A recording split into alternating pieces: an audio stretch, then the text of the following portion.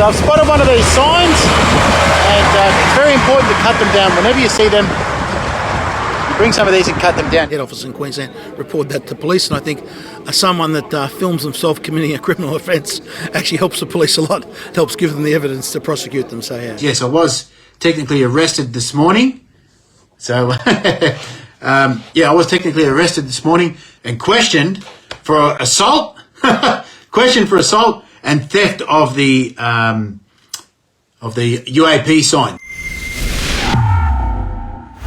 The husband of infamous gangland lawyer Zara Garde-Wilson is back in trouble. You probably remember Lance Simon from a previous story. He has a long, violent criminal history. He was arrested on Wednesday after filming himself allegedly stealing United Australia Party election campaign signs. We can't have a society where if you don't like someone's political sign, you go down and cut it down. That takes us into a very, very, very dark future. Let's get back to the contest of ideas. Debate the ideas. Use your time if you want to go on YouTube to say, okay, challenge us on our policy about a 15% export licence on uranium. Sorry, on iron ore. They'll pay back the debt. Talk about the debt. Talk about all these policies. Talk about what's going to happen as interest rates rise, and debate the issues. Good old lucky Lance, hey? He's a misfit from the beginning. But again, it's a weak form of protest and engaging. How do you destroy somebody who you think is your enemy? Use your intellect. Debate them on ideas. Speak about, what you think is. If you think somebody's spreading misinformation, then bring the correct information and allow people of equal intellect to actually debate together. Okay, so let me just propose this idea. What if there isn't equal intellect? What do you do then? Well, then you resort to ripping down signs, don't you?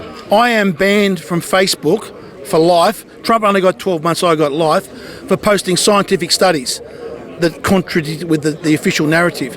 And yet someone can post a picture of a video of themselves committing a criminal offence, boasting about it, and inciting others to commit an offence.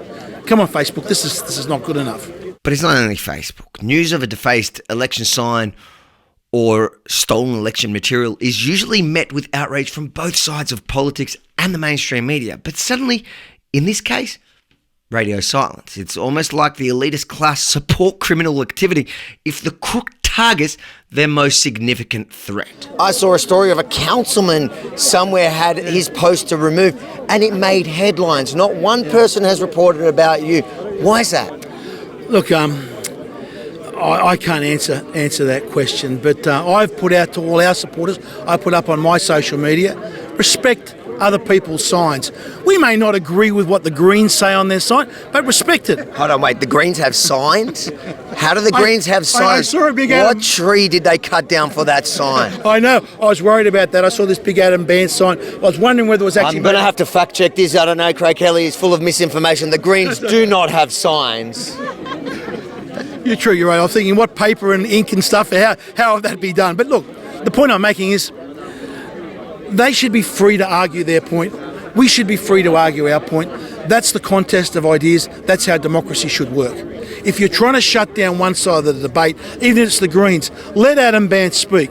Come out, Adam. I'll come to Melbourne and debate him on issues anytime. I'll come and debate the Climate 200 candidates anytime. But don't just come along and scream misinformation without saying, one, what you allege is misinformation, why you believe it's misinformation, and what facts you've got to support it. When it comes to the husband of a well-known gangland lawyer, does it concern you at all, and for your, loyal supporters, that there's a criminal element that have you in their sights?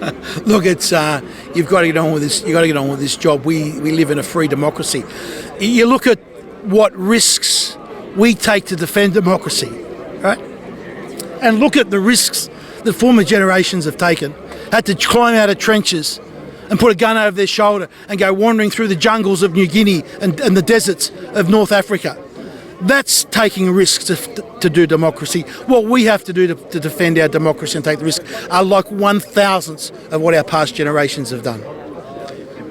Well said, mate. Good luck. Thanks, I'm looking Harvey. forward to the... love it. And give Harvey a clap as well. Now we're going to get to some of the hard-hitting questions. Why are you not wearing one of the yellow shirts? They don't make them in extra small. Actually, We can donate one to you, though. I've asked Clive. There's 3XXL was the largest he made. He can't afford it. So I put a special order with Clive for a couple of 4XLs for both Clive and myself. Only a 4XL for Clive? Thanks. Mate. Good on you. If you believe this report is as important as I do, make sure to like, comment, and most importantly, share it far and wide, because we know the mainstream media will avoid it as much as possible. And then, if you're willing and you're able, please head over to rebelnews.com.au and give what you can to ensure that we can continue to tell the other side of the story in the lead up to this most critical election. rebelnews.com.au.